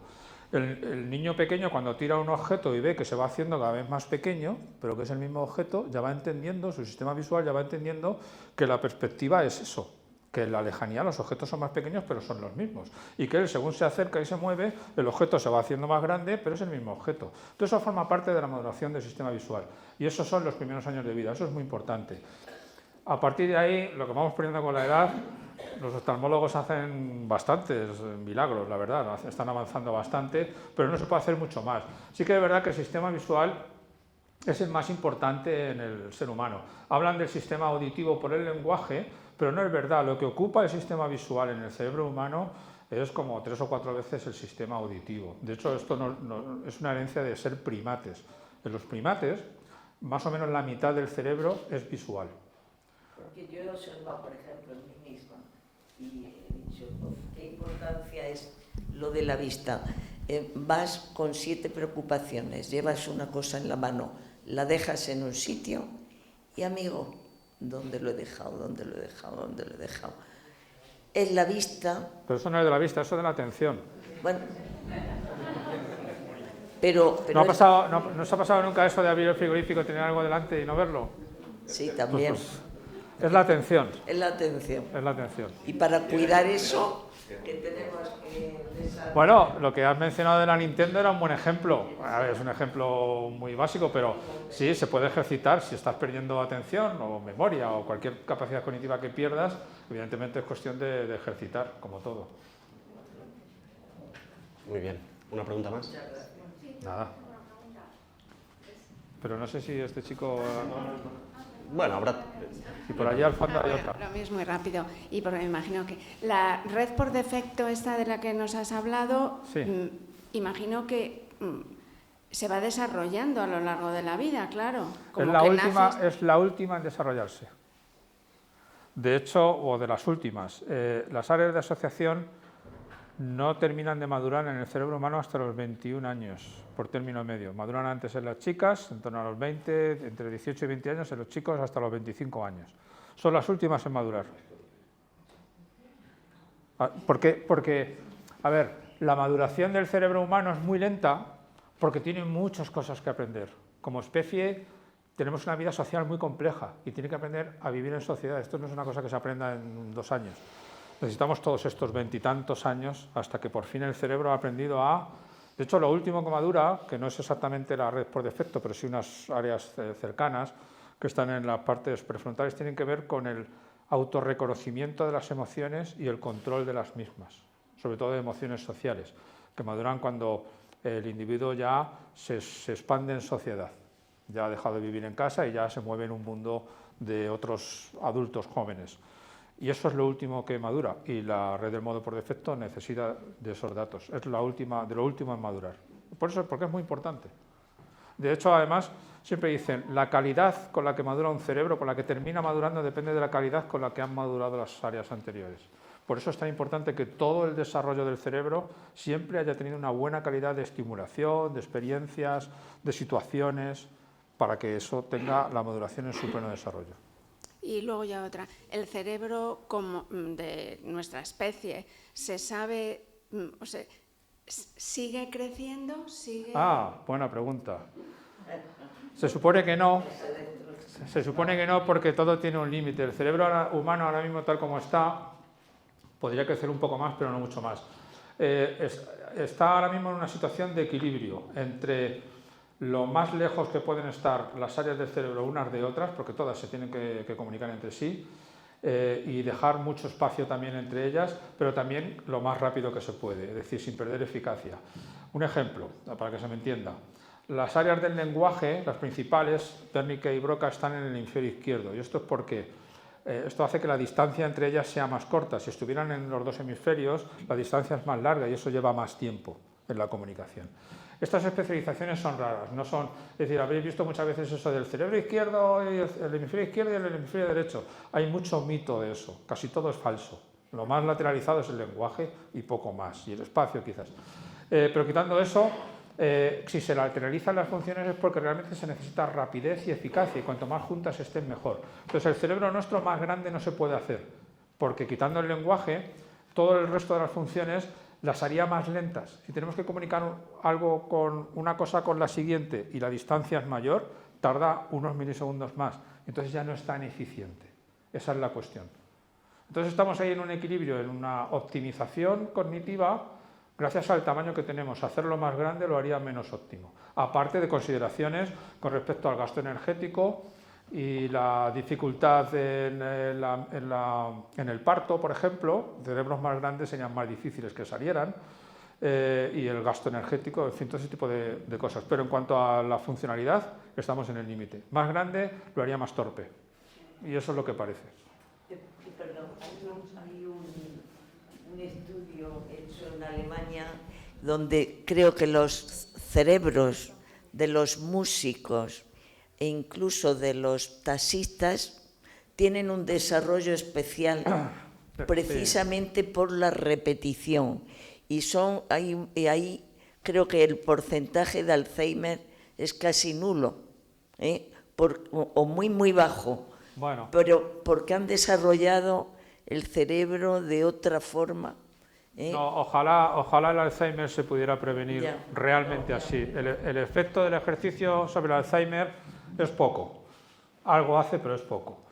Y esos experimentos que hice, efectivamente, de los músicos fue en Alemania, además creo que fue en Constance, y lo que hace es, nada, sencillamente, el ejemplo es el dedo meñique, que apenas lo utilizamos, está muy poco representado en el cerebro, pero cuando eres músico, tocas el violín, está muy representado. Porque los demás lo usamos pues, cuando bebemos, lo levantamos. Y poco más. Y el de los taxistas fue en Londres, que efectivamente lo que se vio es que una zona del hipocampo está aumentada de tamaño, que es la que tiene que ver con guardar mapas de la ciudad en el cerebro. Pero no necesariamente se previene el Alzheimer con eso. No, ojalá, pero no. Pero sí es verdad que el ejercicio lo mejora mucho. Tiene mayor capacidad de conexión y de relación. También creo que hay muchos mitos ahí. De hecho, algo que se ha hablado mucho es un cerebro bilingüe está mejor preparado para el Alzheimer y tiene mejor reserva cognitiva, no sé qué tal. Se lleva diciendo esto los últimos 10, 15 años. Pues ya se está diciendo que no. No es verdad. Perdón. Sí. Ahí hay dos manos. Muchas gracias por la conferencia, ha sido Manuel, apasionante. Prepárate. Ah, bueno, me pongo allí. No, por cierto, y el no. micrófono luego Digo voy que a- te prepares para el aluvión de preguntas que te voy a venir. Ah, bueno, venga, estoy preparado. Seré breve. He oído, no sé si cuánto tiene de verdad, cuánto tiene de mentira, que se conocerá, digamos, antes un mapa del universo completo que el mapa del cerebro humano. ¿Cuánto hay de cierto en eso? Bueno, me gustaría que me comentases eso, que no sé dónde lo he oído, repito. Pues depende de cómo sea el universo. El universo es infinito, dicen, puede ser infinito, y el cerebro no, está aquí, lo tenemos aquí. Entonces, en principio, yo creo que el cerebro, como lo tenemos aquí, que está a nuestro alcance, se está invirtiendo mucho dinero en mapearlo. Neurona a neurona, y dentro de cada neurona, conexión a conexión. Tenemos 86.000 millones de neuronas, cada una de ellas con unas 7, 10.000 conexiones. Muy complejo, muy complicado. Pero se está haciendo. Se está empezando por trocitos. Llevamos así décadas invirtiendo mucho dinero en esto, pero es algo que se acabará consiguiendo. El universo yo creo que está menos en nuestro alcance. Lo que sí que ha ocurrido, que es por lo que salió el plan que el presidente Obama puso en marcha, que es el del Human Brain Mapping, es que se ha invertido, hasta aquel entonces, se invirtió muchísimo más dinero en explorar el espacio que en explorar el cerebro. Pero es algo que desde entonces ha cambiado. Y ahora yo creo que se está invirtiendo mucho en el cerebro y se acabará conociendo mejor que el universo probablemente, pienso yo. Muchas gracias. Nada.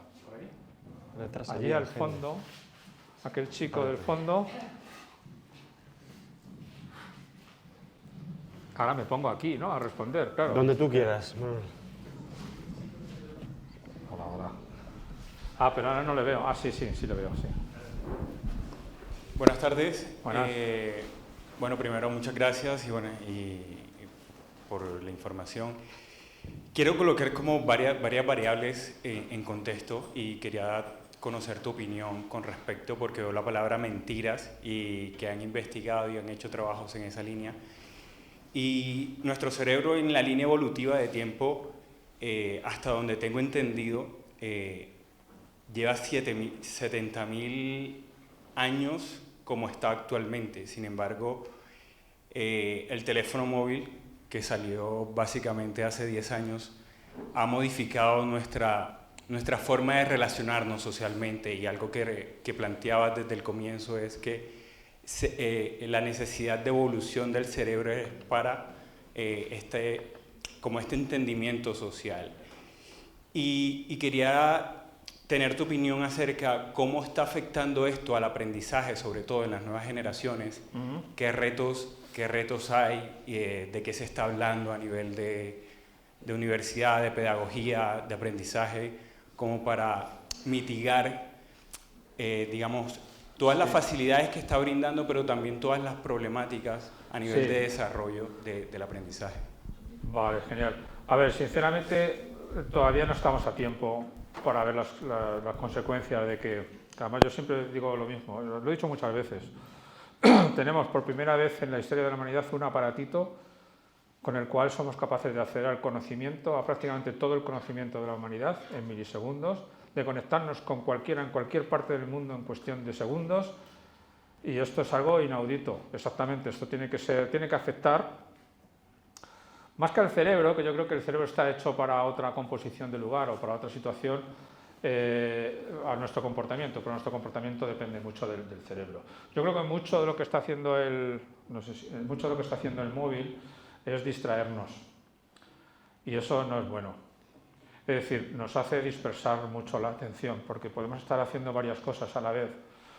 Yo ahora mismo no hago más que ver gente en el cine o en casa incluso viendo la tele y a la vez usando el móvil. ¿A qué están? ¿A la tele o al móvil? En la calle igual. Yo creo que está afectando mucho en el sentido negativo, pero yo creo que tiene muchísimas ventajas. Todavía no da tiempo a ver ni los pros ni los contras en el cerebro, pero creo que es algo que es con lo que tendremos que aprender a convivir. Es algo con lo que tendremos que aprender a controlar. Tenemos que aprender a dosificar, porque de hecho los adultos, más o menos, no lo tengo yo muy claro, controlamos cuándo y cuándo no usamos el móvil. Pero los chavales jóvenes, yo tengo 2 adolescentes en casa, es que están muy enganchados, es muy complicado. Y si se lo quitas, encima es como te diría yo, les quitas de su red social, porque sus demás amigos también lo están haciendo. Entonces estás como cometiendo una tropelía, es algo muy, muy delicado. Pero como ha surgido tan breve, o sea, en un cerebro, yo no sé si esto se va y se viene, pero bueno, en un cerebro que en teoría en gran parte se formó durante decenas de miles de años en un ambiente distinto a este, de hecho la mayoría de él en la sabana. Ahora de repente nos encontramos con esto, no estamos preparados para esto, es una gran ventaja, entonces vamos a tener que parar, algo así como parar, siempre digo esto, y recapitular y ver cómo podemos hacerlo para que la cosa nos dé ventajas, pero no inconveniencias. Pero las ventajas son indudables y son múltiples, pero también tiene muchas inconveniencias, que yo creo que tiene que ver con la atención. Más no te puedo decir porque yo creo que no ha dado tiempo todavía a ver los efectos realmente. Se habla, por ejemplo, en relación a eso, ahora atiendo a la siguiente pregunta, de los videojuegos, hasta qué punto, porque estos sí llevan más tiempo, ¿no? Y con los videojuegos hay, curiosamente, trabajos que hablan de que son perniciosos y otros que producen ventajas en la cognición y en la atención de los que lo juegan. Supongo que con el móvil puede ocurrir algo así, pero todavía no conozco nada realmente fehaciente al respecto. ¿Otra pregunta que había por ahí? Sí, has hablado de la reserva cognitiva. A día de hoy, ¿qué certezas hay respecto a aquellas actividades que aumenten la reserva cognitiva y sean paliativos frente o frenen el Alzheimer o puedan ser positivos? Ya. Por desgracia tengo muy poca fe en eso de la reserva cognitiva. Igual que decíamos antes del cerebro bilingüe, que se decía, yo mismo lo he dicho hace tiempo, ¿no? Porque lo leía, ¿no? Trabaja más, está más oxigenado, tiene más conexiones, tiene mayor reserva cognitiva, esto nos protege del Alzheimer. También se dice del baile, porque tiene un componente social, un componente motor, que mejora o aumenta eso que llaman la reserva cognitiva, que no deja de ser un término un tanto ambiguo, ¿no? Entonces, ¿a qué nos referimos? ¿A que hay más neuronas? ¿Se conservan más neuronas? En parte será así. ¿Se conservan más conexiones? En parte es así. Porque en el cerebro lo que no se usa se muere. A eso podemos llamarlo reserva cognitiva. Pero yo hice la tesis sobre la enfermedad de Alzheimer y en aquel entonces aprendí mucho y me he dado cuenta al cabo del tiempo, de hecho porque he estado en tribunales de tesis recientemente sobre la enfermedad de Alzheimer y no ha cambiado nada desde entonces, prácticamente nada. Por eso digo que soy muy poco optimista con estas cosas, porque veo que el baile mejora la reserva cognitiva, el Alzheimer y tal, sí, pero muy poco. La dieta también, incluso una vez leí, de hecho fue curioso, que también mejoraba la cognición el jamón ibérico. De verdad. Es un experimento que es verdad, ¿eh? Por lo que sea. Hablaban de la grasa, el tipo de componente de la grasa, y es un experimento subvencionado por algo de Extremadura, jamones de Extremadura. Es verdad. Pero bueno, sí, ojalá que comiendo jamón la gente se cure de Alzheimer, pero yo sigo siendo muy pesimista, sigo viendo que, hombre, algo hace, evidentemente, siempre se ha dicho, porque los estudios muestran que hay diferencias significativas entre hacer y no hacer estas cosas, pero que sean significativas no quiere decir que sean importantes, que sean relevantes, que se ven muy poco. Yo a día de hoy siento no poder ser más optimista.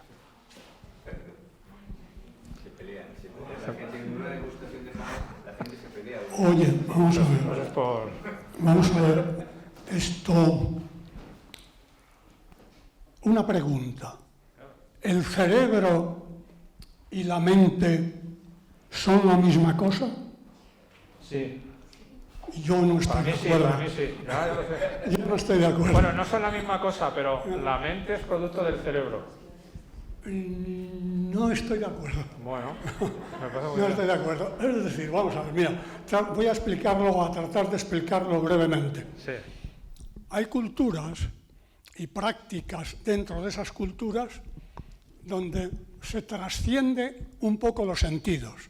Es decir, los sentidos, los llamados sentidos que nos han inculcado y que conocemos, se pueden trascender. Pueden ir hacia otro tipo de territorios donde la sensibilidad. Ahí has puesto la biomecánica del arte y su evolución. Yo creo que el arte es uno de los factores fundamentales que pueden contribuir a una amplia utilización del cerebro, a una amplísima utilización del cerebro. Es decir, si esas 100.000 millones de neuronas de las que estamos compuestos, según parece, utilizamos en nuestros mejores momentos un 10% de esto... No, eso es un mito. Ahí sí que lo quiero dejar categórico. ¿Perdón? No, que lo del 10% es mito. No es Bueno, cierto. ¿qué porcentaje, según tú? 100%. Un porcentaje... 100%. Siempre usamos todas las neuronas. Las que no se usan se mueren. No, pero bueno, yo quiero creer que... Lo del 10%... que en la Edad Media, yo quiero creer que en la Edad Media la gente utilizaba menos neuronas de las que se utilizan Uy, que en la va, había actualidad. mucho más peligros. Puede que ahora utilicemos menos, que estamos mucho más a salvo de peligros. Pienso yo. No, pero sí, a ver, con mayor o menor intensidad siempre usamos el 100% de las neuronas. Tengan en cuenta que las que no se utilizan se mueren, porque cuando yo utilizo una neurona para producir una sinapsis con las siguientes, estas siguientes le envían un nutriente a la neurona que ha producido el contacto, y si no le envía este nutriente se muere. Es un principio, lo que no se usa en el cerebro se muere. Se van a morir de todas formas, porque desde el mismo momento que nacemos, incluso un poco antes, se van muriendo muchas neuronas. Es un proceso natural y esperable que sea así. De hecho, cuando no se mueren muchas, puede haber problemas de psicosis y algunas cosas así. Entonces, se usan todas al 100%. Lo del 10% viene originado de un mito, según estuve rastreando una vez, en los años 20 del siglo pasado, para promover cursos y libros de autoayuda, se les ocurrió lo de que solo usábamos el 10% del cerebro, pero es algo que la realidad neurológica no lo apoya. Había un, no sé si era psiquiatra o psicólogo, que ya muerto, que no me acuerdo muy bien su nombre, que hizo una especie de recorrido por toda una serie de ashram en la India. Los ashram eran centros, y siguen siendo centros de la llamada meditación, la llamada trascendencia y demás. Bueno, pues tiene un libro que publicó aquí en España, Callacedo, se ha apellidado. Callacedo, ahora me he venido. No me suena. Y el tal Callacedo se defendía, no lo defendía porque sí, lo defendía porque él había sido testigo directo de determinados comportamientos y actitudes de ciertas personas vinculadas con técnicas de autodesarrollo, con técnicas que trascendían un poco lo normal, hasta el punto, de que él da testimonio en este libro de que contempló personalmente situaciones de absoluta que no lo podíamos imaginar en Occidente. Ya. Y ese tipo de prácticas están cobrando toda una serie de efectos como muy directos en la llamada cultura occidental. Y si están cobrando una presencia, por algo será, ¿no? Digo yo. Sí, lo que pasa es que cuando estudias el cerebro te das cuenta de que muchas de esas sensaciones, experiencias, resultados de estas meditaciones se pueden explicar por cómo funciona el cerebro. Quizás no sea fruto de las áreas primarias, pero ahí tenemos las de asociación, las áreas emocionales, la red del modo por defecto, en coordinación con las áreas afectivas, y todo eso es fácil. Es más fácil, recuerde que en ciencia nunca hay certezas, sino que se coge la explicación más simple. y se entiende de manera más simple que esto sea así que por cosas ajenas al cerebro. De hecho, cuando estudias el cerebro parece que no hay nada externo a él que sea necesario. No hay ninguna zona del cerebro donde empiece todo, sino que siempre es activa porque ha recibido actividad de otra área. Bueno, es una discusión larga, evidentemente, y hay gente que opina de una forma y de otra. Está claro. Se las trae, efectivamente. Bueno, vamos a ir con el profesor Vázquez y vamos a finalizar. La charla tan profunda que es para aprender. Yo tengo dos preguntas. Una, ¿es posible usar todo vuestro conocimiento para desarrollar técnicas de superar la timidez y el temor a hablar en público para la gente joven? Bueno, pero para eso no hace falta estudiar el cerebro. Sí, o sea, puede No, contribuir. pero es que has mencionado aspectos de implicaciones sociales. Sí, el entorno. no, evidentemente. Entonces, a partir de ahí es posible algo que sea sencillo. Para la gente joven, la timidez, el no... Pero tiene mucho más que ver con la psicología, con algo que llevan haciendo los psicólogos, ¿verdad? Muchos años. Sí, Lo que pasa es que es verdad que el cerebro contribuye... Aquí la verdad es una base química... Claro. Y bueno, sí, vale, entiendo. O sea, que la pregunta es si con alguna pastilla conseguiríamos esto. Sí. Pues seguro. De hecho, siempre se han usado, que yo sepa y yo conozca, yo creo que no lo he usado nunca, pero conozco compañeros que se han tomado pastillas para una charla en público. Has hablado de experimentos que hacíais sin saberlo los que eran experimentados. Sí, pobrecito. Entonces era si es posible a partir de ahí saliese alguna técnica que a personas que superase la... Sí. Mira, adelante. voy a permitirme una licencia, profesor Vázquez. Hay una pastilla que puede que varios de los que están aquí toman usualmente, que se llaman betabloqueantes, que se utiliza pues, para la tensión, etcétera, etcétera, y que se receta mucho, ¿no? Porque cortan la respuesta vegetativa. ¿Qué significa que cortan la respuesta vegetativa? Pues que dejas de tener taquicardias, dejas de sudar, ¿no? Y es verdad, está muy comprobado, y no se utiliza para la timidez, se utiliza para otras muchas cosas, Pero un opositor, cuando va a la oposición, se la toma. Pero ¿sabéis lo que encontramos? Que tú le preguntas, ¿cómo lo has pasado? Y dice, he pasado mucha vergüenza. O sea, su cuerpo se ha cortado, pero su emoción no. Perdón. Vamos a ver, es un hecho experimental que hay pastillas que te inutilizan o te hacen lo que quieren. Pero yo entiendo que esa esfera no hay que explorarla tanto porque conduces a situaciones sin salida y tomar ciertas pastillas para el cerebro no sabemos las secuelas que tiene. O sea que antes de ir, como decía Descartes, de lo conocido a lo desconocido, empecemos por ir por lo que funciona. Pero asumir el riesgo de pastillas que no sabes qué secuelas en su metabolismo y en sus efectos colaterales me parece muy peligroso. O sea que la idea es probar algo que no sean las pastillas, ¿no?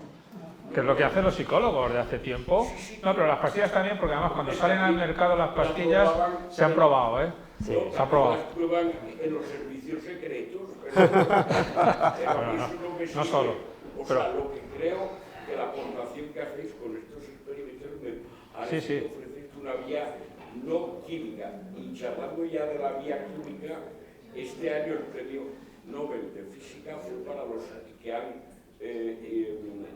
desarrollado la tecnología del atosegundo, de pulsos de 10 elevado a menos 18 segundos, están en condiciones de ver instantáneamente estas moléculas y átomos que sería la base bioquímica para el Alzheimer. Porque el Alzheimer, como has dicho, el jamón te puede estimular, pero que sea un efecto, aún estamos, para mí yo creo que hay una base de conocimiento químico, bioquímico, que no tenemos aún para curar eso. Todavía nos queda mucho que hacer, evidentemente. Eso es lo bueno. Afortunadamente hay trabajo. Exacto, a eso me refiero. El jamón ibérico para la depresión también viene muy bien. También. De bellota mejor. El de bellota sobre todo. Bueno, pues muchísimas gracias, Manuel.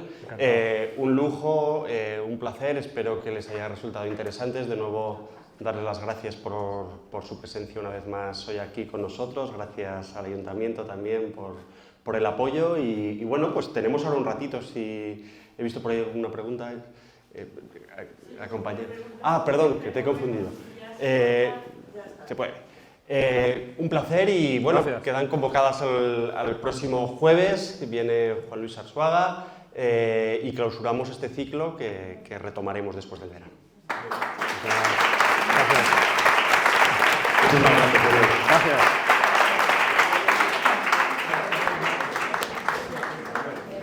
Bueno, que os tenéis que ir, ¿no? Que os ponen jamón ahora.